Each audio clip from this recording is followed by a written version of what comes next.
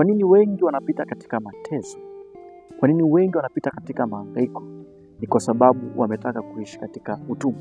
Katika kitabu cha Luka 18:1, Biblia inasema, akawaambia mfano ya kwamba imewapasa kila wakati kuomba wala wasikate tamaa.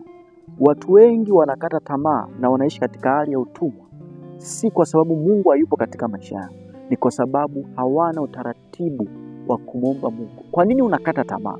Kwa nini unaishi katika hali ya utumwa? Ni kwa sababu haujaweka mpango au mkakati wa kumwendea Mungu na kumwomba Mungu kila wakati. Sikiza nikwambie, mtu wa Mungu, maisha bila maombi ni maisha ambayo yamekosa ulinzi, ni maisha ambayo yamekosa msaada, ni maisha ambayo yamepoteza direction ya wapi ambapo nataka kupaelekea. Unatamani kuona mafanikio, kwa nini hauyaoni? Ni kwa sababu umetaka kuishi utumwani. Lakini mtu ambaye anataka mafanikio ni mtu ambaye atawekeza muda na wakati wa kwanza kumwelekea Mungu na kumtafuta Mungu ili alete majibu kwenye maisha yao.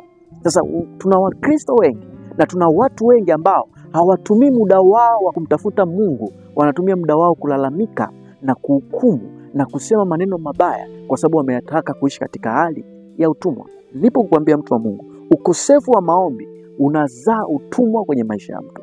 Mtu anapokosa hali ya maombi, anapokosa nafasi ya kumwomba Mungu, maana yake anazalisha utumwa. Utumwa ni kitu gani katika hali ya kiroho?